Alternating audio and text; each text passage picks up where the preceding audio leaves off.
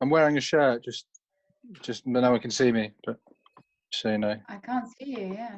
Where I think I'm on spectator. Yeah. Oh, does that mean we can't see you then? I think so. Yeah, because I'm not. Is it because you guys are doing you're talking to the panel? Is that right? So you could have come in your pajamas, really. I could have. Yeah, yeah. I can really imagine this. That a great pajama? Well, I don't know if I want to. Maybe later. Have a nice purple shirt.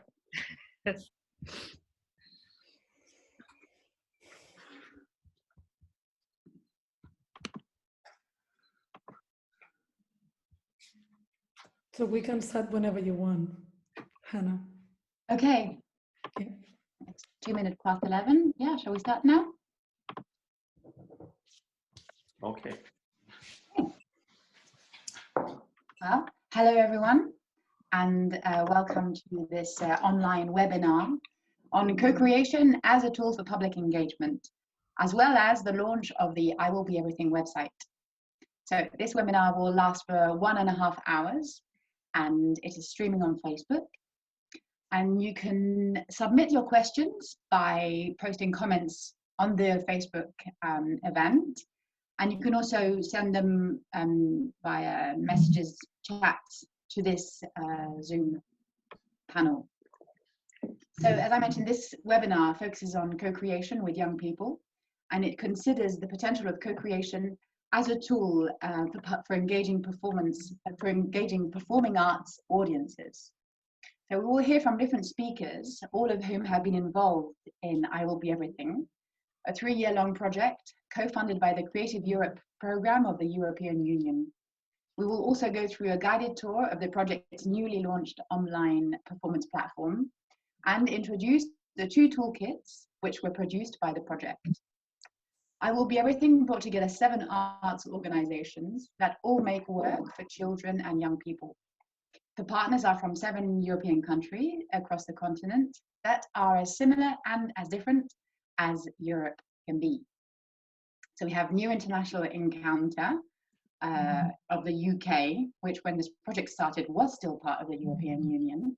That's another story. We have Nordland Theatre from Norway, Øshal Theatre from Denmark, the Sala Barazza from Spain, Teatro Figur from Poland, and Teatro Figur Krakow from Poland, Theater am Ortweinplatz or Tau from Austria, and Theater Mumpitz from Germany. So my name is Hannah Whelan. I am representing the Sala Barazza in Vitoria in Spain, in the Basque Country. All of the partners, all of us, invited the audience of the future into their venue and into their creative process. IWBE-Everything asked children aged between 7 and 10 to imagine their future, their town, their family, maybe their job, their football team, or perhaps even a new environment or social reality in the future. So artists work with children in schools and with families to deliver creative workshops. They helped children to make this material around the central theme of the future, or them imagining the world in 50 years' time. And they did this through drawing, painting, writing, telling stories, making short animated films, and recording audio, as well as shadow puppetry. This material was then used by artists to create the performance of IWBE-Everything, which premiered at Øshal Theatre in Denmark in September of last year, and which was on tour through all of the different countries until March of 2020, when it was stopped by the COVID-19 virus, the tour.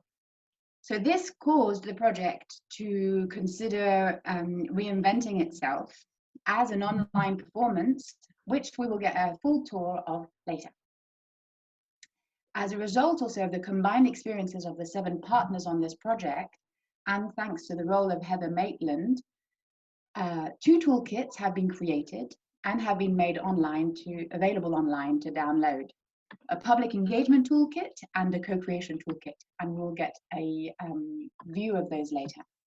But first we will begin by recounting the history of this project by hearing from Sabine Zieser from Theatre Mumpitz of Nuremberg, which is a children's theatre. Theatre Mumpitz makes and tours work for young people, locally, nationally, and internationally. Sabine is a member of Mumpitz. She is an actress, and she was the workshop facilitator on this project, on I Will Be Everything. So thank you, Hannah, for this invitation. I try now to make it possible that I can.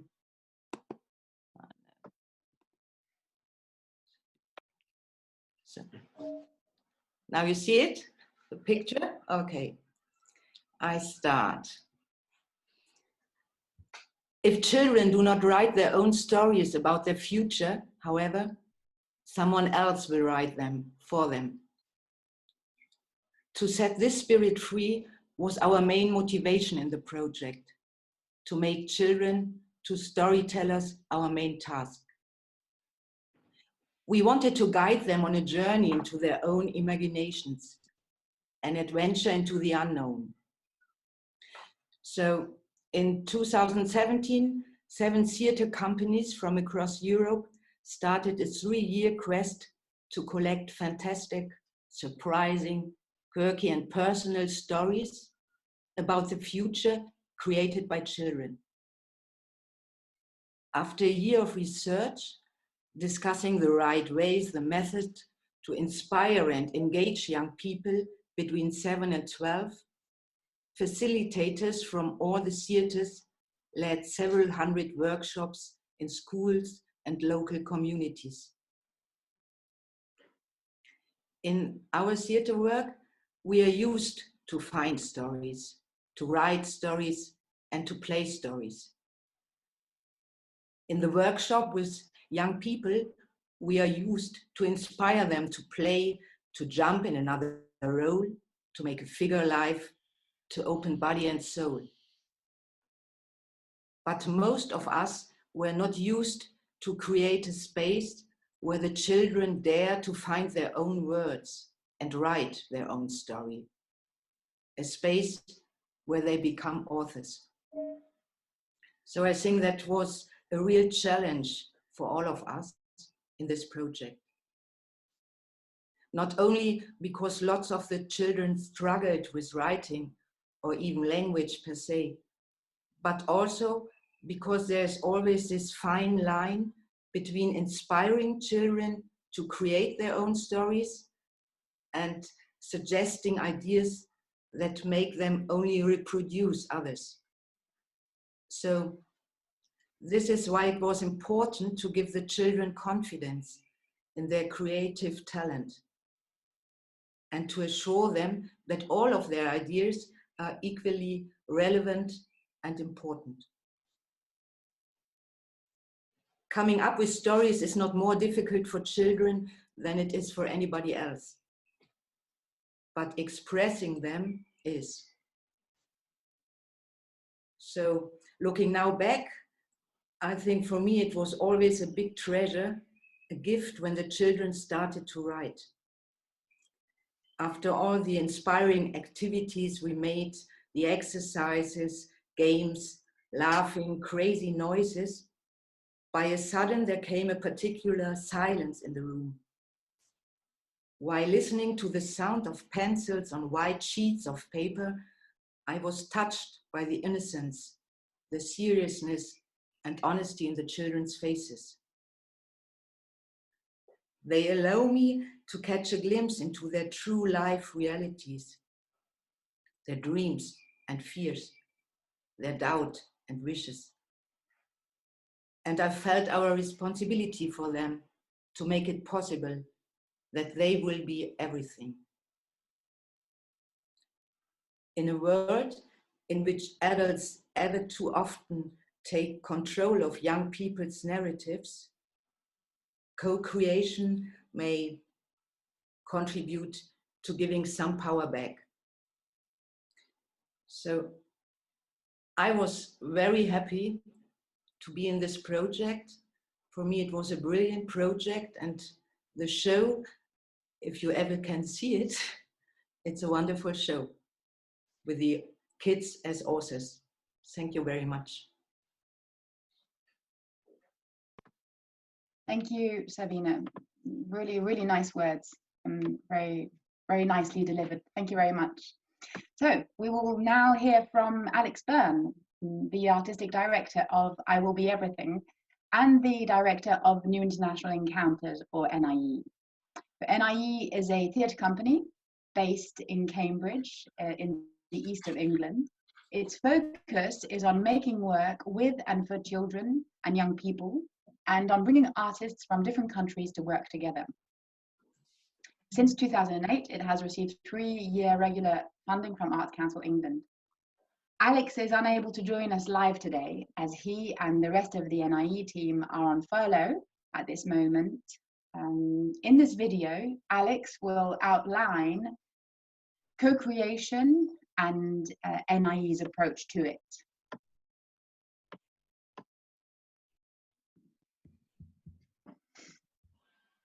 Hi, it's Alex here from NIE. I was the director of I Will Be Everything, joining you here from my kitchen in London on a lovely sunny day, as it happens. I'm asked to say something about the co-creation process, history, background, so I'll try to do that relatively briefly. We started working in co-creation on a project for the Linz 2009 Cultural Capital projects in Austria, and we worked with a group from Switzerland, Theatre Scaramouche, who'd already begun and had some background in co-creating work with children and young people.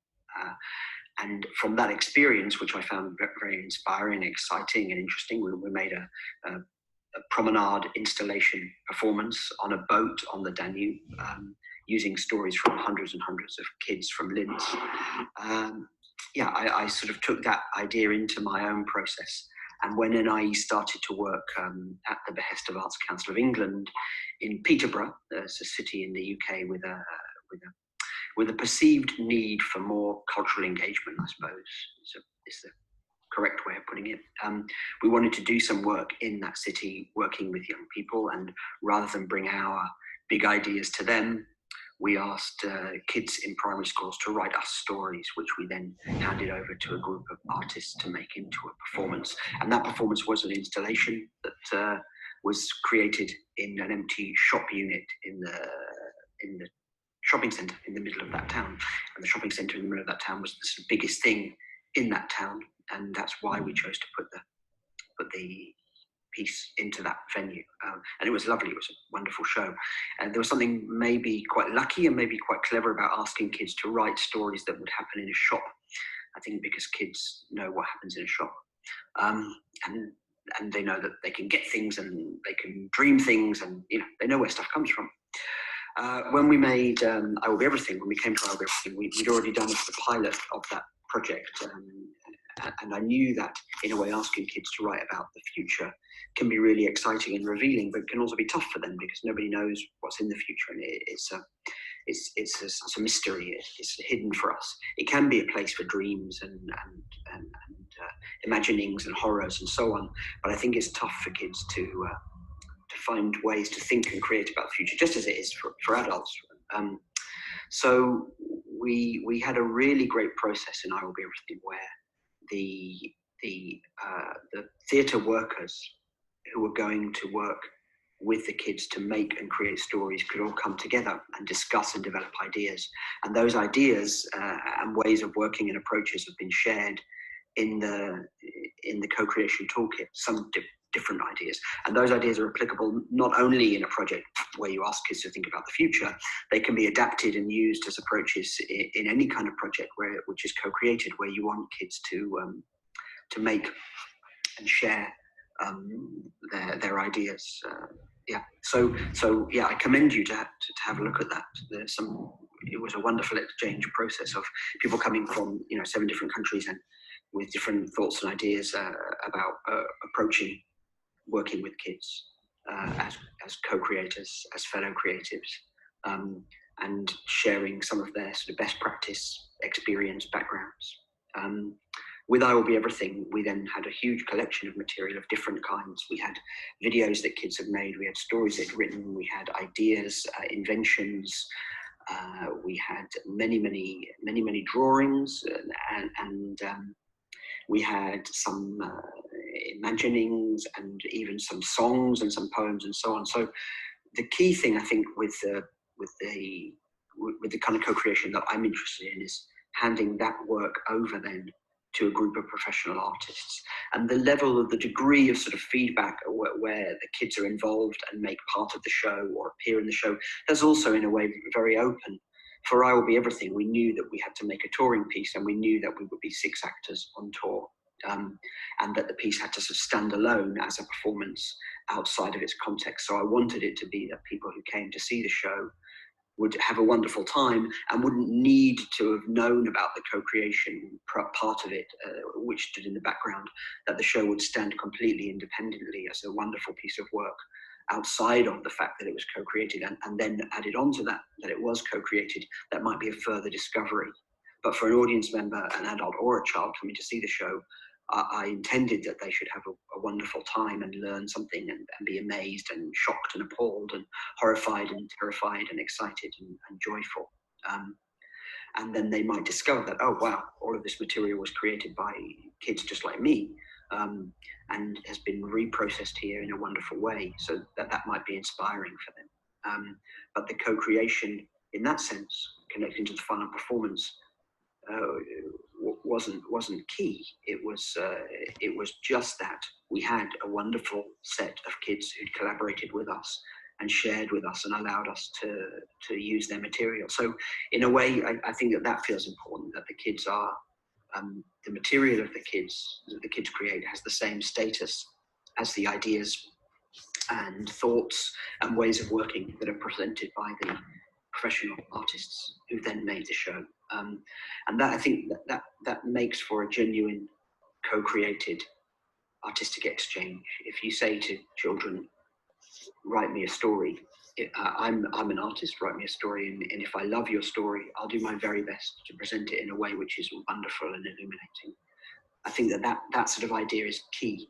However you then go on to work, whatever kind of outcome, whatever kind of performance or installation or online, or whatever the form is, to treat the co-creators as equals in terms of content. That's the key for me of the co-creation process, and that should be an honest exchange, where you say also, if I'm not inspired by your thoughts and your ideas, I won't use them. But not to end on a negative. If I am inspired, I'll do my utmost to make them absolutely wonderful and to try to stay as true as I can to the content that you've offered me. I hope that helps illuminate a bit.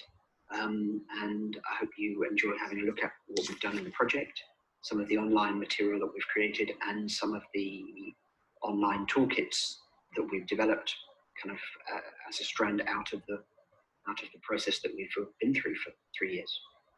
Thanks for being part of this. Bye bye from London.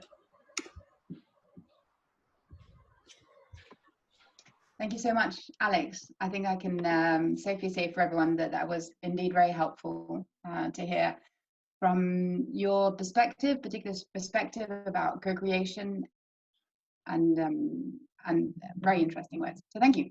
And we will next hear from another very interesting person whose name is Manfred Weissensteiner, and who is the artistic director of Tau, or Theatre am Ortweinplatz, in Graz, Austria. Tau is both a theatre venue and a place for theatre education.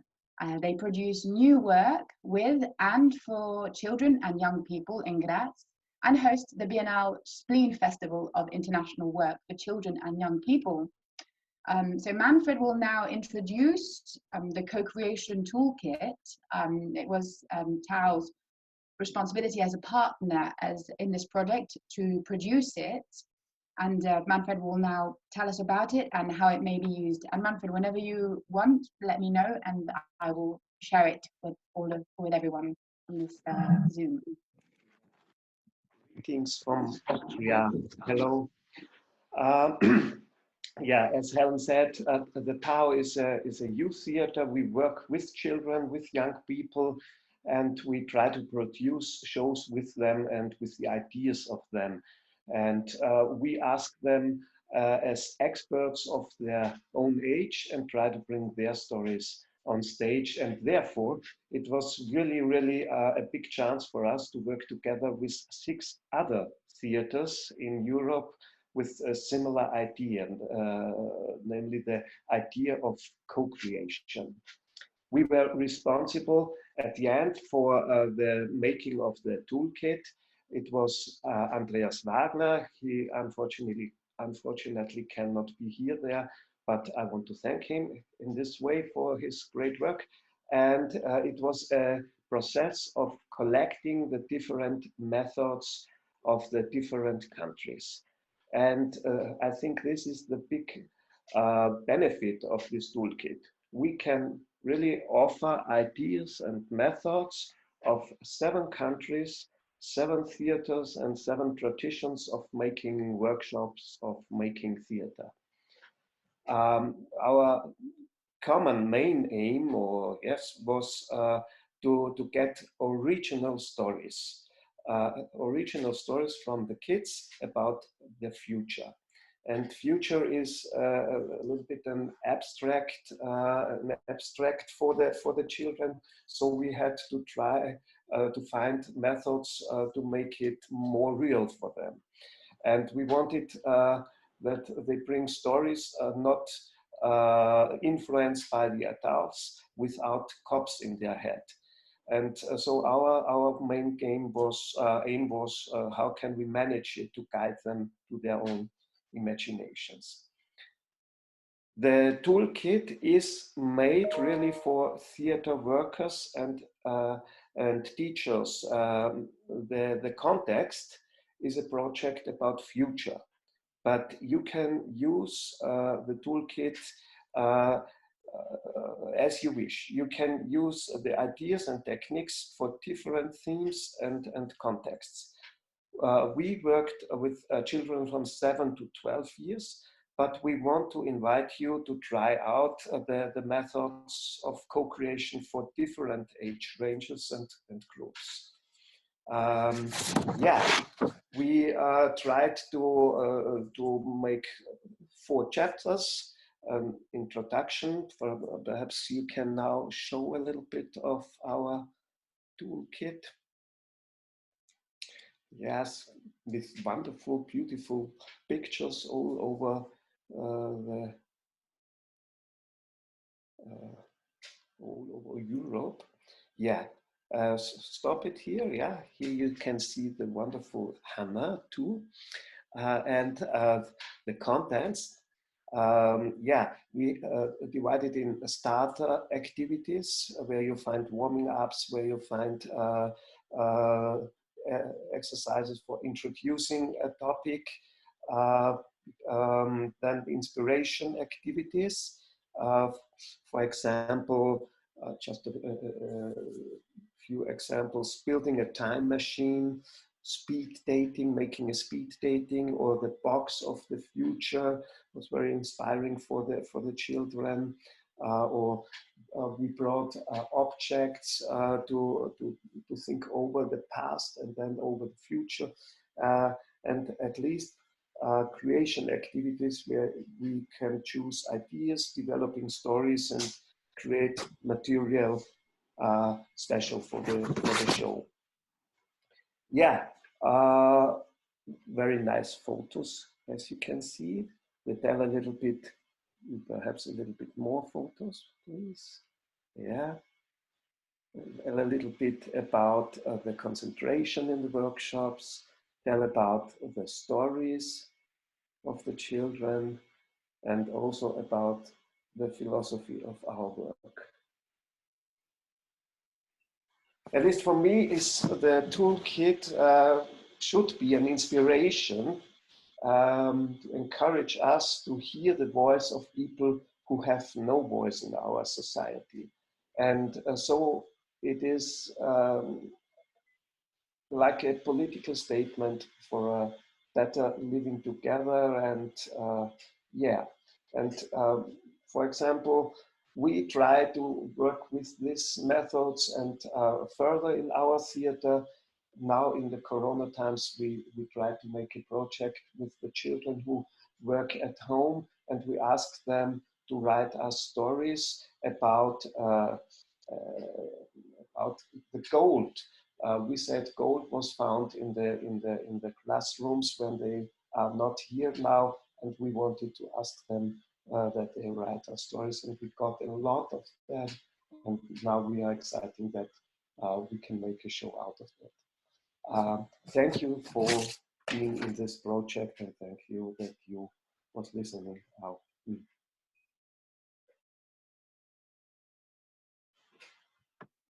Thank you, Manfred. So you can find this toolkit at www.iwbeeverything.com, and there you can find the co-creation toolkit, as well as the other toolkit which was produced as a result of this project, which is the audience development toolkit, which we will now hear from through the words of Heather Maitland, who is an audience development specialist and the author of several books on the subject. And she will tell us all about the other toolkit. Over to you, Heather. So I wrote the first book about audience development over 20 years ago. That's frightening. But this project actually taught me a lot about audience development. And what's the main thing it taught me? Well, I guess that audience development is like dogs. You know, dogs come in all shapes and sizes. So you have little chihuahuas and you have great big wolfhounds. And this project was like that. And all the partners already did audience development. Several of them didn't call it audience development and didn't know what that meant, but they were doing it. And they all did it differently. They all did it so differently that it was really difficult to agree what we could do together to develop audiences. And I was really surprised by that at first, because they all had such strong shared values that were passionately, you know, part of everything they did. Things like, you know, this belief in the power of theatre to change things, and I guess above all, the importance of young people's points of views and visions. It was interesting because we couldn't agree what audience development was. The EU is quite clear, and we wrote an application where we quite cheerfully said, right, we're going to do this, this, this, and this.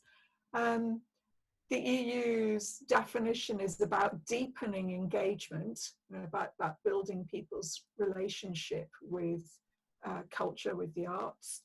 It's about widening, and I guess that's about numbers, so more people simply. And it's about diversifying audiences, so reaching people who perhaps traditionally wouldn't engage in theatre, particularly in the kind of buildings that theatre tends to happen in. And for the partners, that felt such a long way away from the values that drove what was on stage. It felt like something separate. It felt for some of them like selling what they'd got.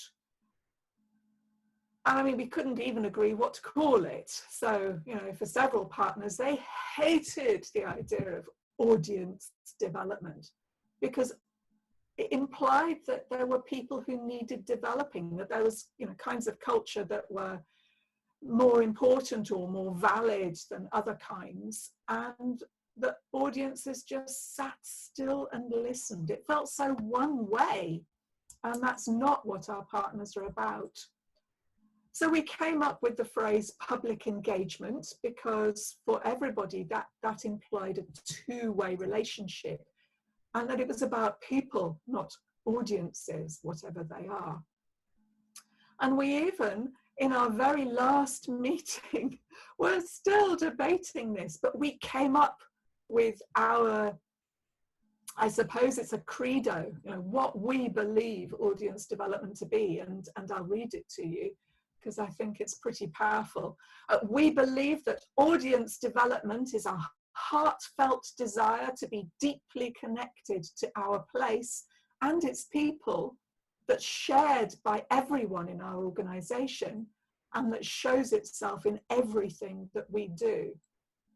And so that's my new definition of audience development that I'm taking away from this project and I'll use from now on. And it is absolutely what's at the heart of co-creation. But co-creation isn't enough on its own. I mean, it certainly deepens relationships with culture. But for me, the big question that we all had to resolve was, who gets to be a co-creator?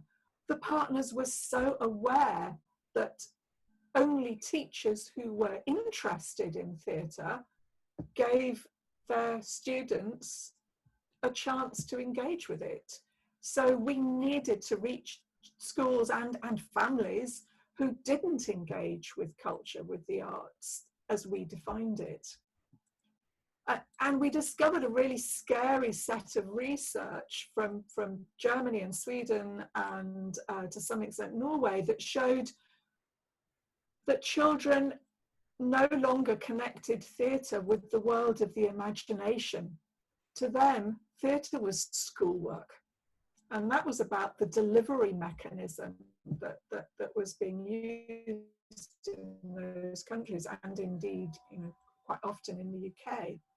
So how could we get beyond children as the people who were going to be educated? I mean, the way to reach lots of kids is to do it through school, but how could we get away with that education format that ruled in the classroom?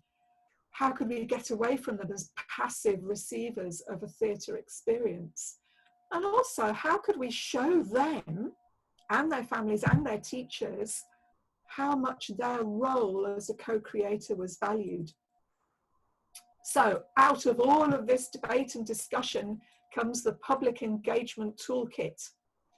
And that we wanted to use to show audience development in all its shapes and sizes. So it contains beautiful pictures, of course, but also some reflections on audience development, public engagement, a catalogue of ideas way beyond the scope of this project that come from the expertise and knowledge of the partners, and a series of longer case studies. We've tried to make it as useful as possible, so you can see that if you're interested in engaging with particular kinds of people, you can find those ideas really quickly. But above all, we want it to be thought-provoking. So I hope it's successful in that. And I hope that you enjoy reading it. Hannah, back to you. Thank you, Heather. Thanks a lot.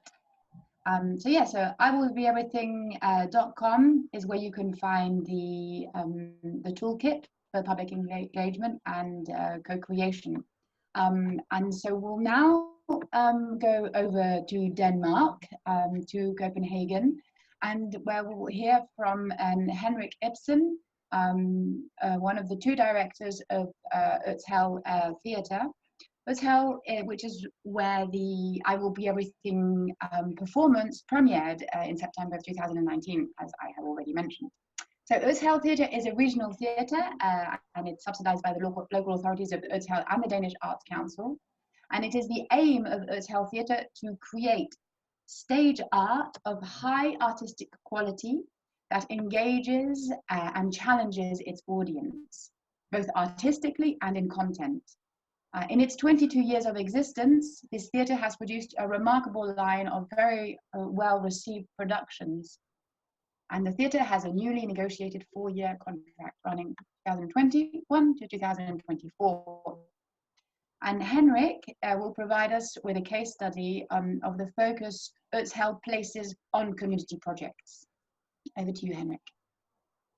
Hello, nice to be on board on this. Well, yes, Ozhel Theatre, we have actually been working with the public engagement or audience development. We like to call it public engagement anyway. So we have actually been working with that for many years, maybe not knowing that that was what we were doing. So we've been on a journey for many years and actually are on the end of our journey now, starting a new journey. So I will take you back to where we started this journey, just to show you an example of what happened and why we did what we did. So wait a minute, I just have to make this work. Share screen and press button.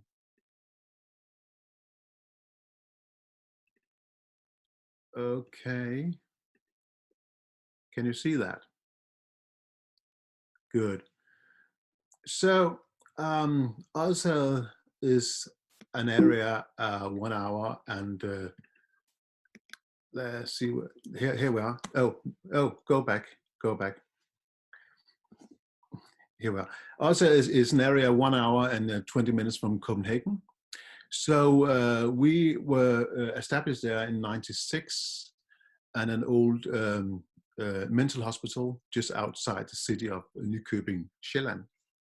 So what we did back in the '90s was to make shows for young kids. We never played for kids under 12 years. So we toured with all our shows all around Denmark for many years. But the thing was that nobody in our area really knew anything about us. They knew that they didn't know that there was a theater. We were kind of placed behind a wood. So if you walked into the city and asked people if they knew about the theater, they never heard about us. So some years ago, in 2007, there was some political change in Denmark. So now it was the local municipality of Ozhel that was supposed to support us financially. So we made a decision at the theater that we wanted to change the way that we approach audiences, and we wanted to stop touring and wanted to try to get audiences in our area to come into the theater. You should understand that this area is not really known for theater. They don't have many people going to the theater here.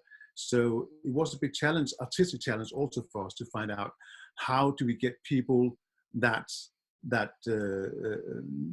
don't go to the theater normally will be a new audience. So this is our new audience. The old audience were kids. So we found out that this is actually our new audience, because people in Ozhel many people are beyond the 64, 5 years old. And so we faced that and said, okay, so how do we do that? So we did it in a traditional way, that we started to write our own plays. They were all based on what happened in the area, what people were fighting on and striking on, and about the fairy tale that was in the area. We also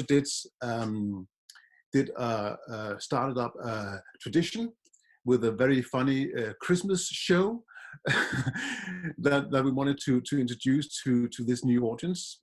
We have in our at the theater, we had a nice black box venue with the 200 seats, but in this area we were in, it was a little bit tricky because nobody really came there, because in the countryside, I mean, it's only 1.3 kilometers from the main city, but people needed to go there by car. And so we were a little bit frustrated that all the shows that we did in our fine black box didn't really turn out the big audience that we would love. So what we did in our team was that we started to ask ourselves a question. So how do we get people that are not into theater to get into us? So we started to think about that and saw it as a challenge, how we could do that, and started to do 3 big projects where we kind of engaged and involved the audiences and the people living in our society, in our community.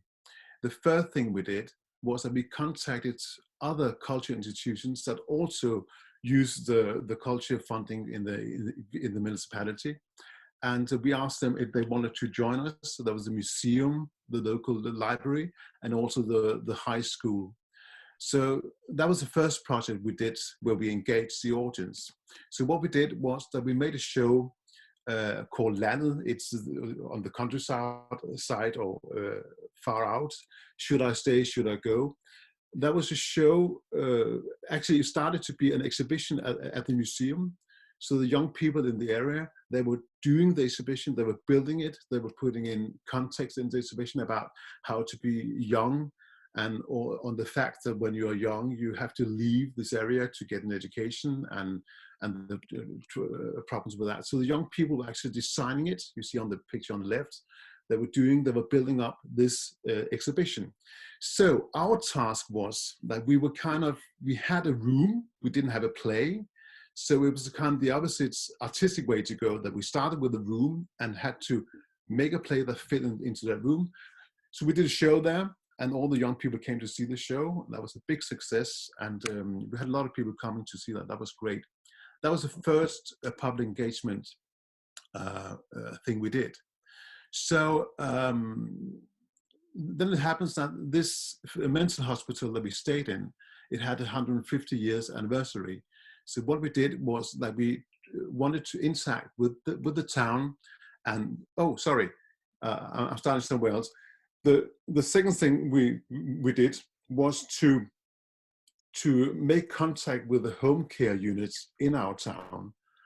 They were asking them if they knew any old people that were living out there in the countryside, if they had any stories and any ideas.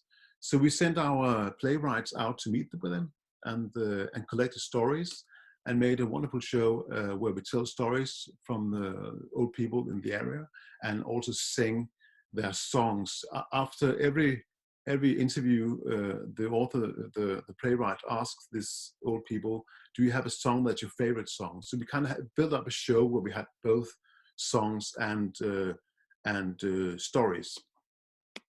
So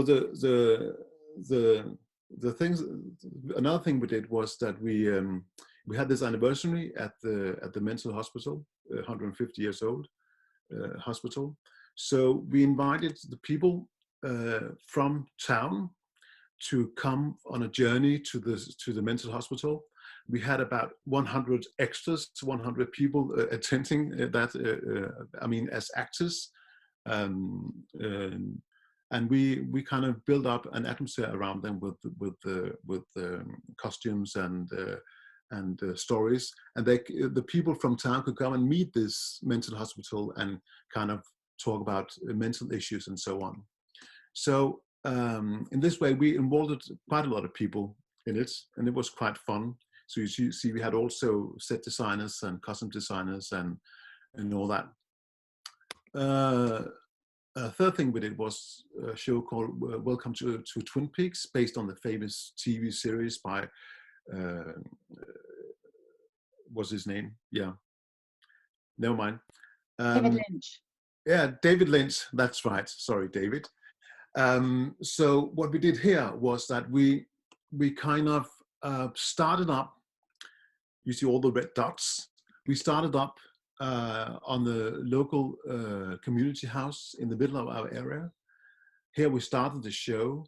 So so people came there, and then they drew in cars to all the red dots where we had locations with in people's homes, and they were telling the story of their life. And in the cars between the dots, we also had people telling their life stories, all influenced by Twin Peaks. So some kind of, they all played kind of a character from Twin Peaks. So we did all the wonderful designs around it, and the sounds, effects, and all that. And all the people you see playing here are people that lives in the area. So this is really a kind of audience development and public engagement. So so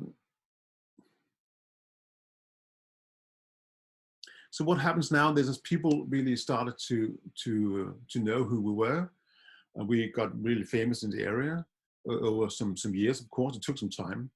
So here for a few years ago, we moved the theater from this mental hospital. We moved it into town where we opened, where we actually bought an old grocery store. So we kind of skipped the beautiful black box and traded into an old grocery store where we made a cafe and also a small rehearsal space with a low ceiling behind it. So we couldn't really play big shows anymore. But open up like that and make a cafe and make people use the space really make a big influence to us. This small stage we have in the back, there's only room for maybe 70 people, something like that. So we can only do small, very intimate shows at the moment. But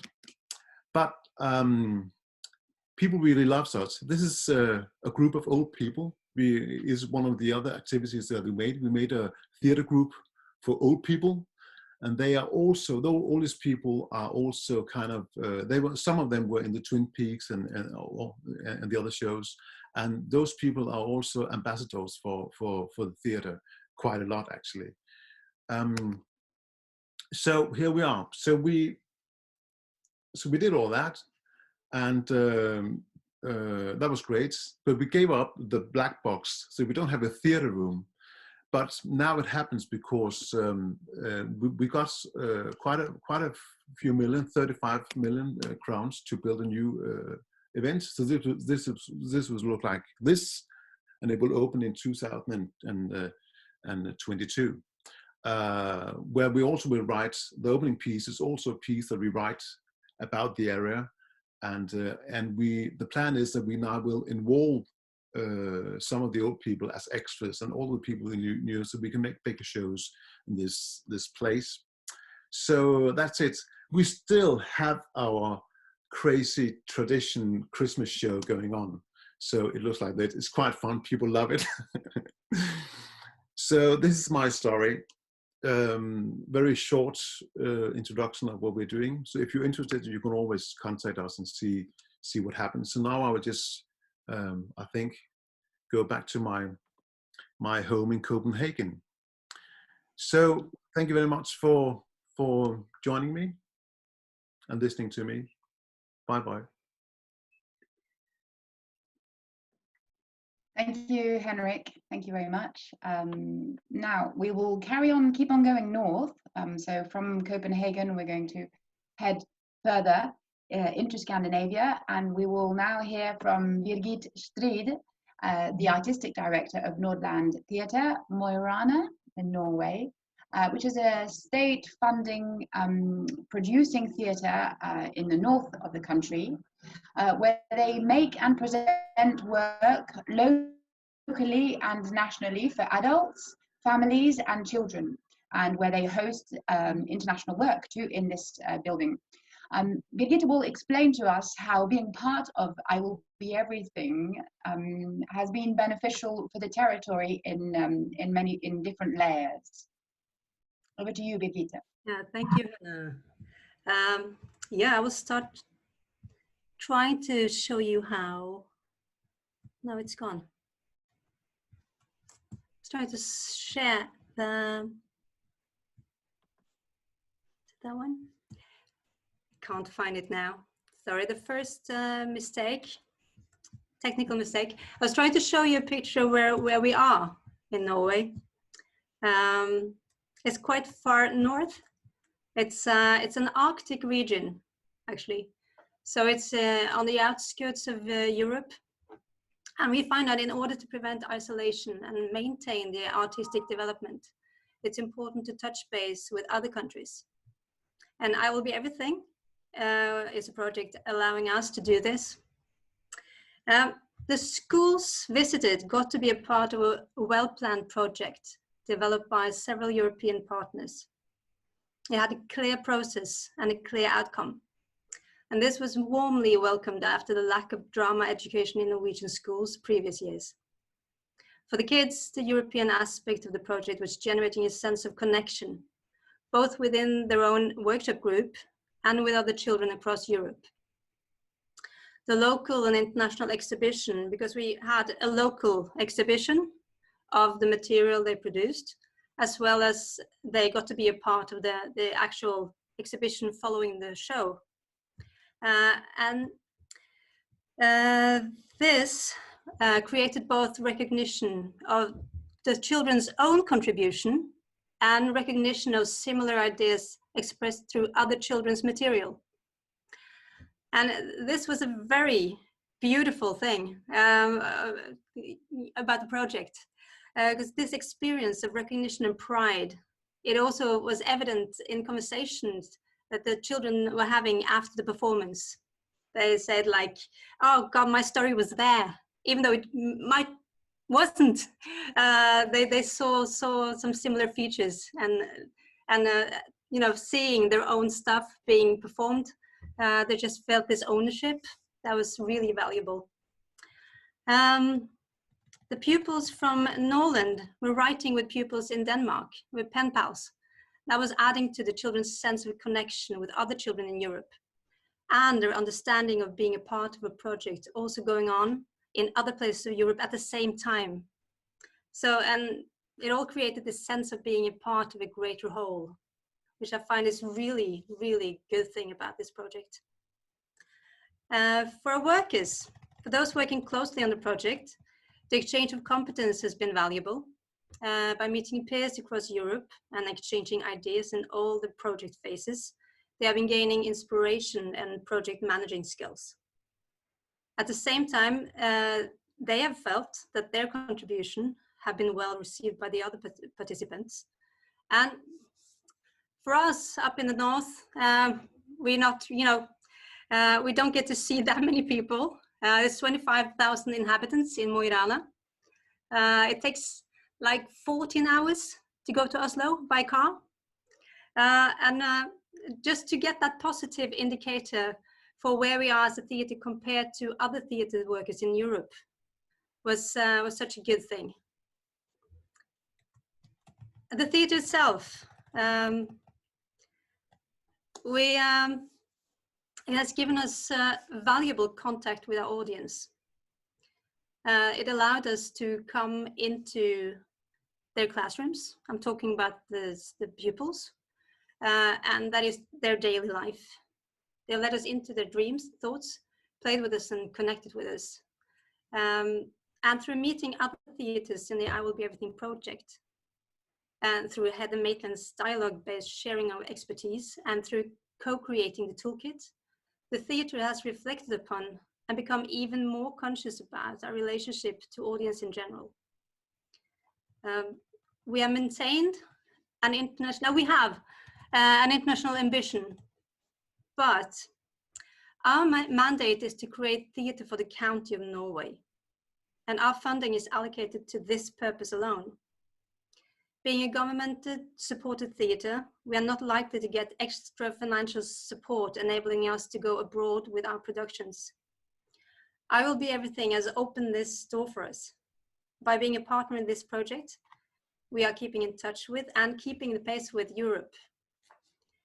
And it has been really valuable in another setting, because Bodø in Nordland is the cultural capital of Europe in 2024. The application of I Will Be Everything gave us new skills that we were able to put into work when creating a project to the Bodø 2024.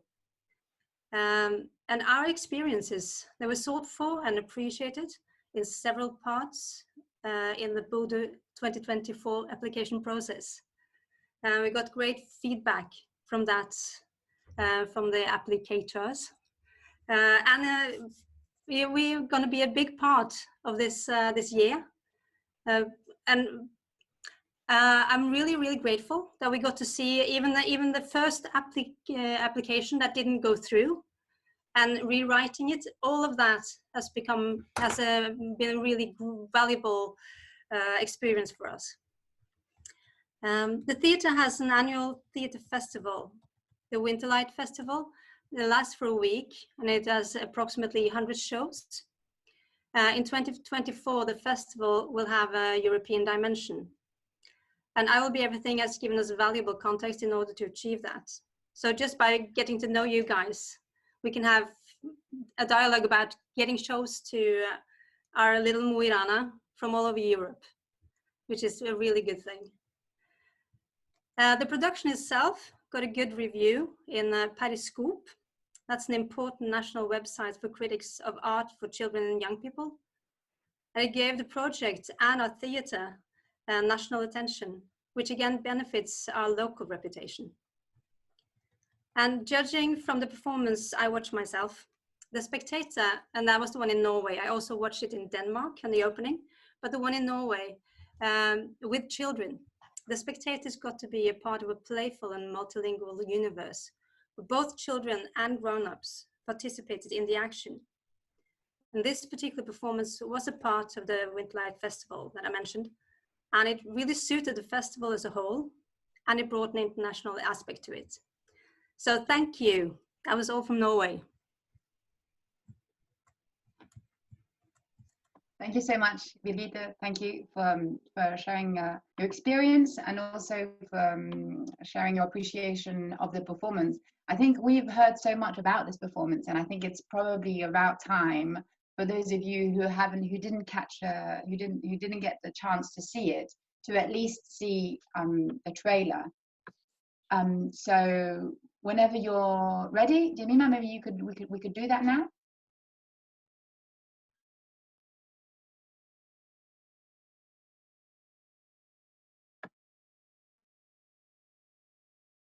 No. Here we go. So this is the trailer of the short trailer of the I Will Be Everything performance. And we're not getting any sound. Yeah.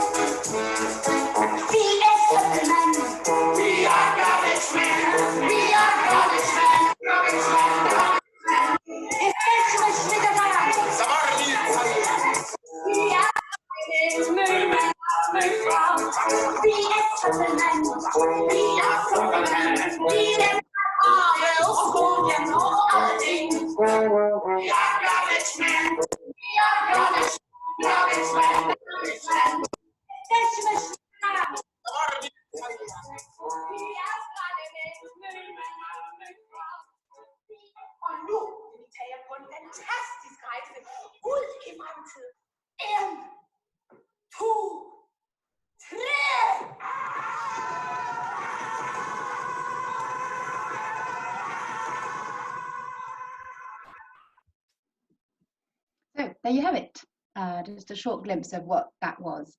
And you can also watch that trailer on the website, IWBE-Everything.com. So I think it's now time for us to go to Poland, where we will hear from Dagmar Zabska, the director of Teatr Figur Kraków. So as I mentioned at the start, this show was on tour until March 2020, when the whole situation with COVID made it stop.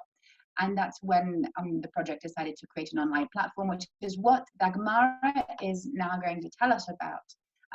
So Dagmar is the director of Teatr Figur Kraków, which is a contemporary theatre company, now 12 years old, whose mission it is to create original spectacles and artistic events, to seek new forms of expression and to find modernity in traditional puppet techniques. Its main field of interest is shadow theatre, theatre pedagogy, and social art. And so that's over to you now, Daga. Thank you, Hannah, for introduction. Hello, everyone. It's always, it's moved me like this, watching this trailer, especially now, since everything is locked down. And also, what I love about theater is the teamwork. And this is what I miss the most in the project. I mean, making the online show. Because after a couple of weeks of incredible journey, as you can read in Germany, Austria, Norway, England, suddenly I found myself on my couch, alone. And it was a challenge. So when Alex called us and made his offer let's do the online version, I was like, hip, hip, hooray. Yeah, it's great. He said, like, everyone is responsible for their own language part. You know all stories, guys, do you? Let's start. Yes, on my own couch and all the stories. Yes. Well, of course, we knew stories. The show was quite flexible. What I mean, in each country, we had another host actor, the storyteller. And also, when Hilda had an accident, we had one day to replace her. So everyone took some part of her role, and I'm pretty sure that no one who hadn't seen the show could say that someone is missing. It wasn't like I knew only my part, we knew the show. But my point is, even we did know the show, we played almost 80 performances, I guess. It also means that the structure, the ideas were quite well settled in my mind, in my body. And for me, the biggest challenge was finding a new way to tell the stories I had been telling for the last 9 months, without my fellows, their stupid jokes, live music, songs, and at least the audience. Some stories were quite easy, like Metallic Child, where we use animation. So the only thing was to translate the story to each language and just record it. But there were stories which are much more difficult, like The Last Rabbit in the World, because here we had several characters, like the storyteller, but also the rabbit and several animals. And each animal speaks another language, like snake speaks in Spanish, the horse in Danish, and so on. And if I had any panic attack, it was here, like, how am I going on this couch, present all of this word of The Last Rabbit in the World? But then Michael Schramm from Germany said, like, let's do it together. And it was so great to have this opportunity to work again together through Zoom, through Slack, and other possibilities which internet gives us. Everyone recorded their own language version, narration, and the animal part, and also translate subtitles. And we sent everything to Germany, and German team put all together. Hooray. Another story. One of the stories is made in shadow theater. And for a change, I thought that it will be the easiest one. Because we are a shadow theater company. So I thought that recording it, it's not going to be a problem. I invited my actors from Teatr Figur to help me. It isn't a complicated theme for puppeteers, so it took me like 5 minutes to explain what are we going to do. But then we realized that the biggest challenge, the problem, is the space. In the show, we had like 2 or 3 meters to do it. But there was like a lockdown situation. We had no theater space, even not big room, dark room. We had our small office. And then we had no distance between the light, shadows, puppets, and so on, what is quite important in the shadow theater. And it changed the composition, the size light, and I couldn't do anything about it. And it was painful. Another thing was we didn't have too much time. It was something like 2 weeks. And I was working with my friend from my company. He helped me to record things. And we wanted to use an animation to the story about Julia, Believe in the Ocean. So we drew the storyboard. It took us like 3 days to do it. And after all, we realized it's really terrible, like boring and terrible.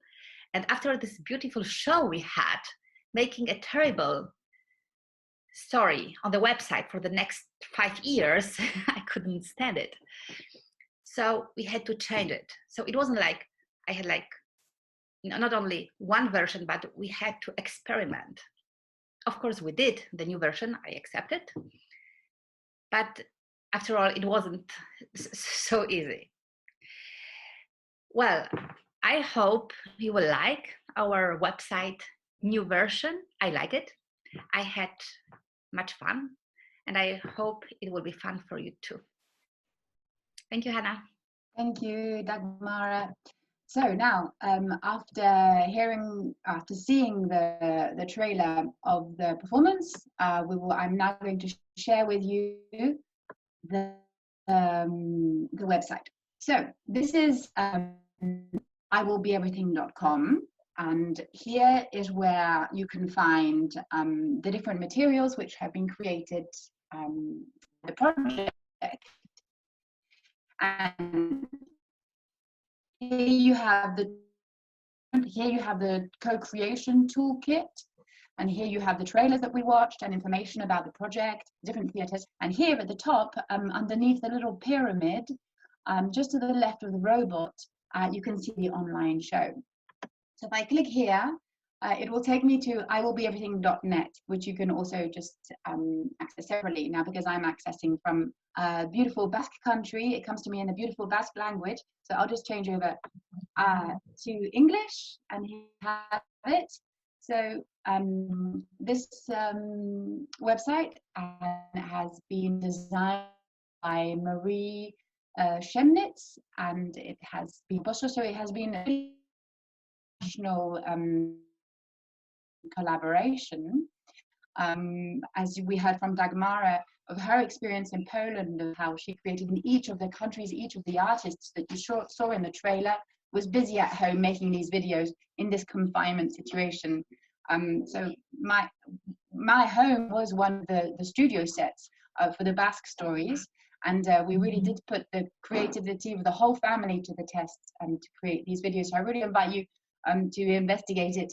Each flag takes you to obviously each country, each version, and so the videos are all different. So if you're really interested, you can even watch videos in the other languages. But for now, let's stay on the English site. And so we go over here because we really want to go to 2017. We do. And then the rocket makes a wonderful sound.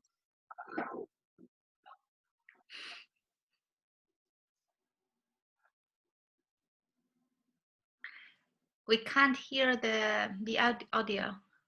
It's Hannah. Okay. You need to click down, it's muted. All right, okay. So yeah, I get that you're not hearing it. But isn't he so handsome anyway, right? It's just worth looking at. No doubt.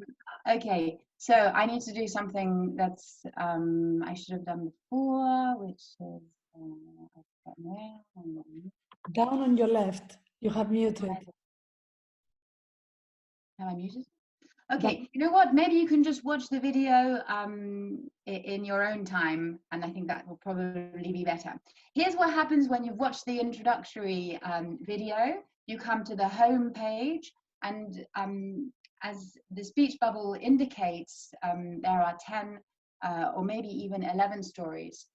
And by clicking, by scrolling the mouse on the image, you get an indicator of where these different stories are. So here is where we have The Last Rabbit, which Dagmara told us about, and The Metallic Child take place on the train. And here we have Ishrat, The Bin Girl. And I really invite you to just browse and to take a look at this yourselves. So because we're not running, we're running just on time, but maybe we need to continue. I will stop doing that for now. And just before we pass on to opening this up to a discussion, there is still one partner which we have not heard from, and it's the Sala Barazza, which I am here representing. So I'll tell you a little bit about who we are and what we do before finishing this webinar. So we are the Sala Barazza, and we are based in Vitoria-Gasteiz, which is the capital of the Basque Country, which is an autonomous region in the north of Spain. And we are the first and only independent venue in this town, which is a provincial town of 250,000 inhabitants. So it's quite small, and it's small, and sometimes it feels even smaller. But it's a very nice place to live. And here we run a small theatre in a small town. We have a capacity of 80 to up to 80 or 80 to 100 depending on how tightly squeezed we are, audience capacity. And we've been open since 2013.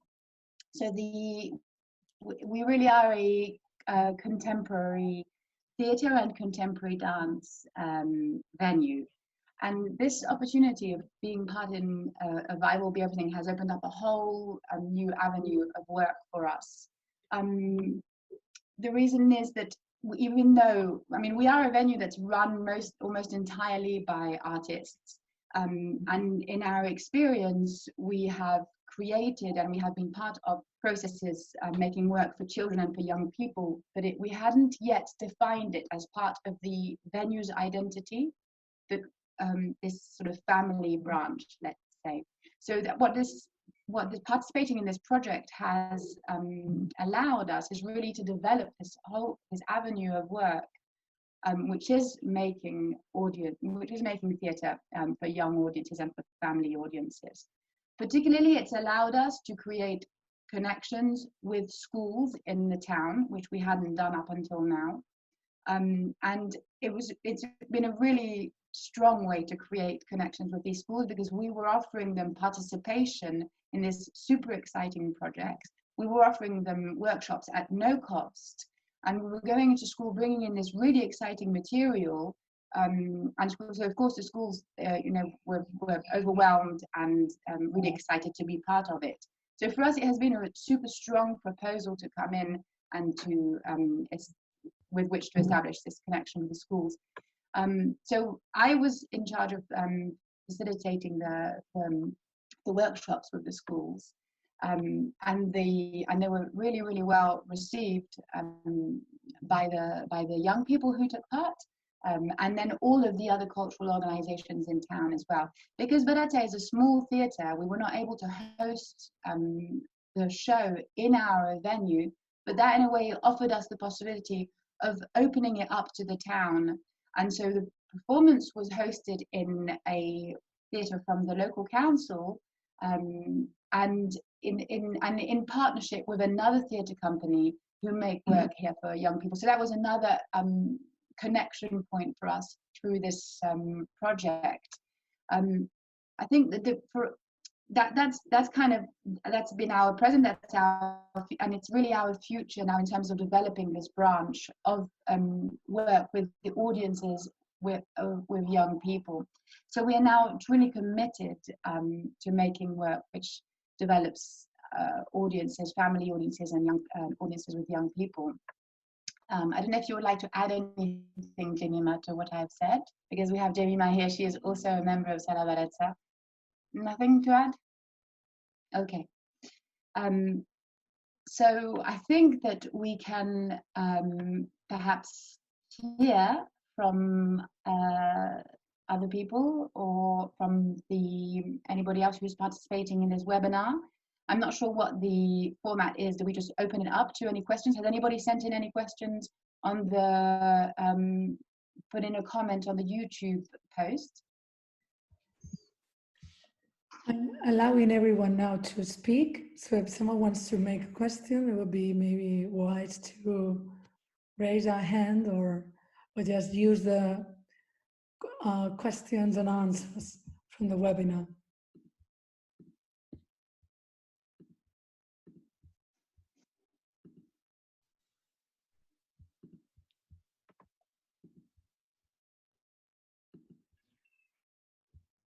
Hi, I'm just saying hello to everyone.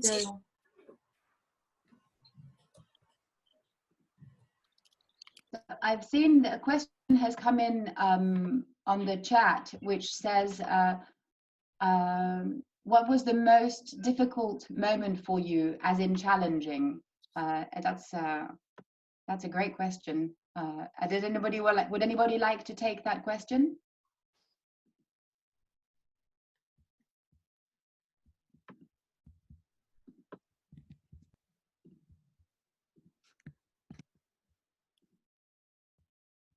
Well, I will. So I think that one of the really challenging, I'm going to speak specifically about creating the online performance here. So a really challenging aspect of creating this online performance has been the fact that this has been created across 6 languages, because we have Germany and Austria who share the German language, obviously. And that was complicated in when having to create one platform through which these content in these 6 languages was going to be made available. So there was a lot of translation backwards and forwards. And if you go to the website, I think you can find that we have solved that very well. And it's been, for me, that has been the most challenging and the most exciting part of being part of this, creating this online performance platform.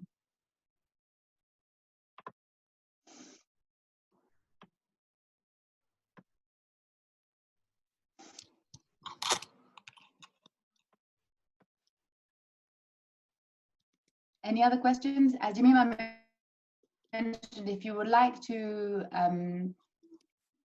either make an observation or to put a question, you can put up your hand with the icon on the on your screen and let us know.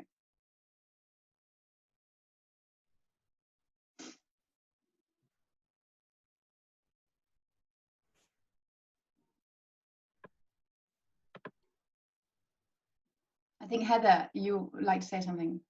Mm-hmm.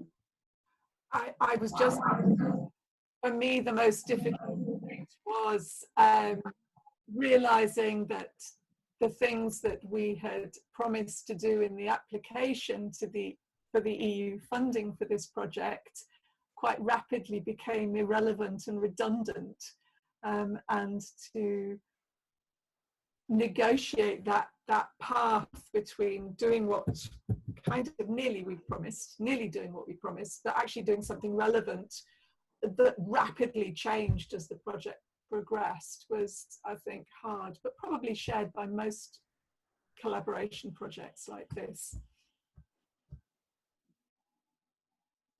I think Kirtana Kumar raised her hand. Yeah, I did. Whenever you want. Hi, just to say hello to everyone, and thank you so much for that really interesting presentation. I'm from Bangalore, India, so I'm as far away from Europe as you can imagine. But I wanted to share with you that perhaps it's a coincidence, but because of the fact that we've been locked down in India in an enormous migrant labor crisis for the past 8 weeks, we've been really thinking and working with children about what the future is going to look like. So we have an event called Because the World is You that's coming up on the 29th, 30th, and the 1st.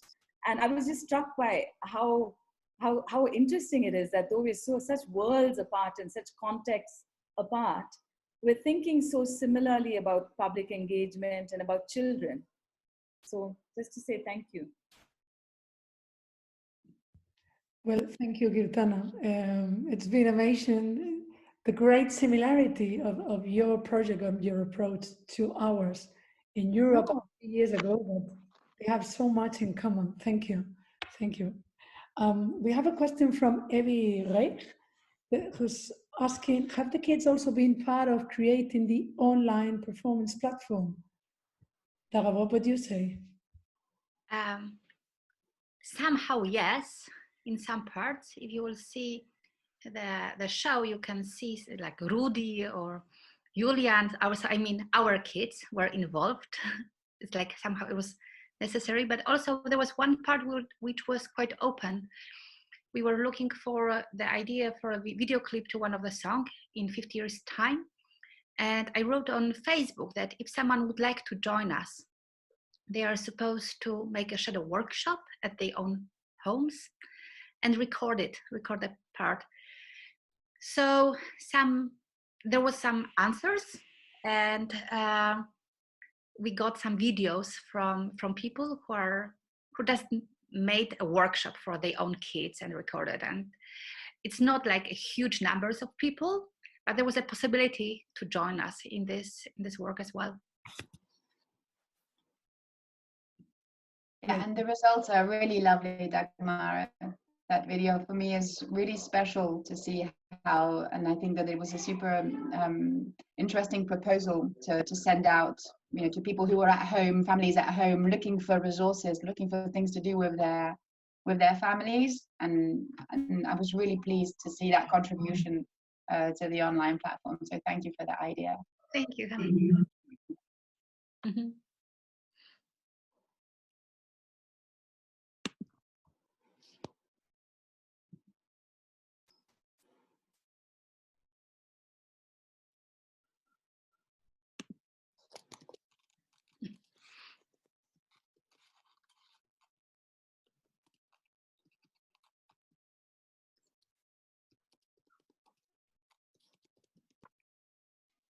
So, and if nobody has any further questions or any further observations, then I suppose it's just down to me now to just thank you all for being part of this online webinar. I hope and I believe that it has been interesting. I hope it's been as interesting for all of you as it has been for me being part of it. It's funny how this 3-year-long project culminates in this way. You know, it's one of those things about the future. You really can't predict how things are going to turn out. And I think that none of us would have been able to tell that 3 years ago that this would be the culmination of this project. We really had hoped for a party, but there you go. Maybe that's just an opportunity for another opportunity for the future. I'd like to thank you. Don't take this hope away from me. I still hope. Yes, there is hope. There is definitely still hope. So I'd like to thank especially all of the panelists who have been on board with us today, who we've heard from, as I was saying, it's funny that this project, we've been part of it for 3 years, but now hearing from all of you again, it kind of makes sense, hearing from the different stories of how everybody is working with their audiences in their own particular cultural context. You know, I think it was Kiatana who commented how interesting, you know, to hear from Henrik talking of the public engagement that they do with their older community. And of course, that makes sense because those are the people who are living in that community and who are frequenting the theatre. And I think that that's particularly relevant to that cultural context. And it's been really interesting to hear again from each of the different venues that are so different and that, you know, across the continent, and how they're all working in different ways. For us as Sala Barezza, as I mentioned briefly, it's been a really inspiring journey to be alongside with some of these venues like Theatre Mumpitz, who are like 30 years old, right? You've been working for 30 years. And is that right, Sabine? 40 years old, you know, so we felt as a venue like we were the younger sibling, you know, along for the ride with the, and it's been really inspiring. So thank you to all of you. I'm not going to name all of you, but you know who you are. And yeah, I think that this is it. Unless anybody else wants to say anything, any further closing comments from anyone?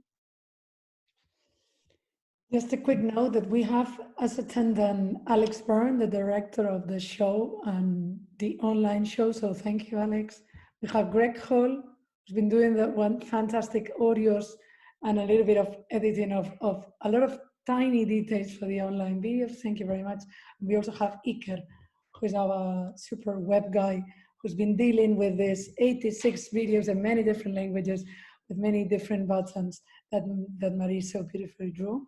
So thank you for your great work and for your patience with our crazy ideas. Thank you very much. Ciao, bye. Thank you.